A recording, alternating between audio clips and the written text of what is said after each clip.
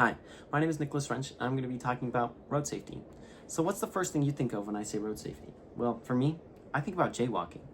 Do you know that jaywalking wasn't even illegal before 1920? I feel like that's a little crazy, but I guess cars weren't even commonplace until 1905 or even the 1890s. So what happened? Why did it become illegal all of a sudden?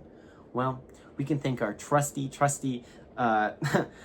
lobbyists for that. Groups like AAA and car manufacturers like Ford really pushed the envelope. Around that time, they came up with new lingo and other posters that really made walkers feel really bad about what they were doing.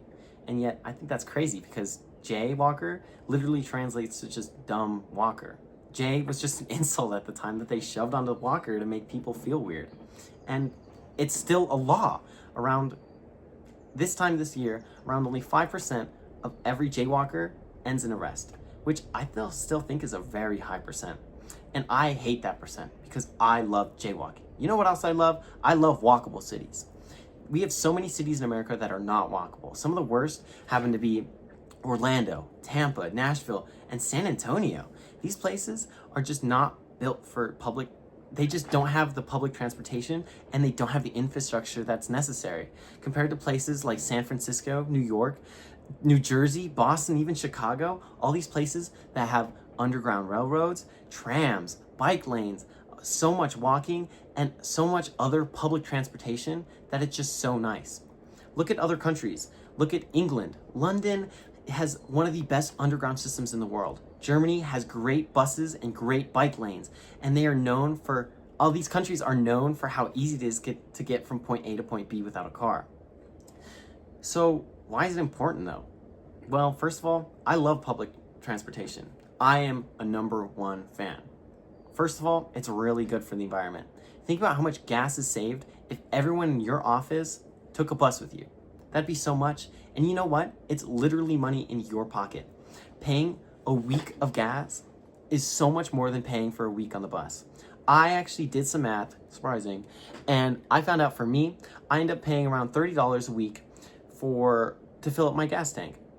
And on yearly, this happens to be around $1,500. What the heck? For my stepdad, he pays around $100 every 2 weeks. That's $2,400 a year. My dad paid even more. He paid around, of course, these are just multiplied across, but he would pay up to $4,000 on gas alone. Not to mention, you still have to pay for parking, for car insurance, for all these other things. And yet, how much insurance do you have to pay for a bike? For your legs? For the bus? So, what's another reason why I really don't like cars? Well, I think about the parking.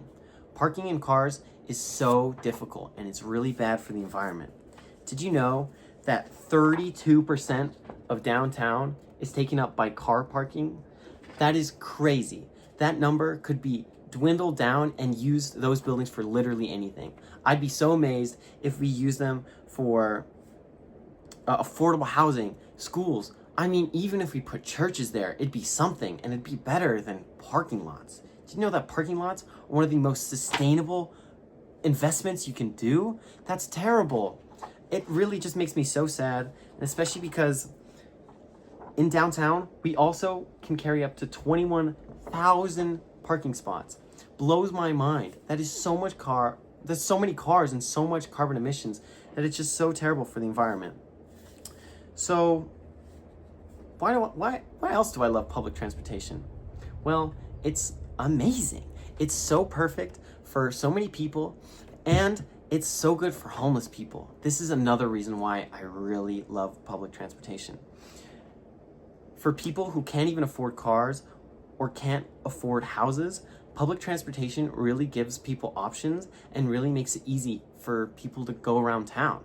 Without this, it's so difficult and so much harder. Not to mention places that have hostile architecture, non-walkable cities, and even cashless societies are the worst for homeless people. I never was taught this growing up, but once I realized this, it is so awful. And it's really embarrassing to see how these cities are just built to hate homeless people, to hate poor people.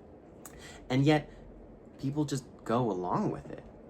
So, a little bit of a long shot, but When you think about that crazy 1% that don't know people's problems and yet carry a lot of power, I bet you don't think about yourself.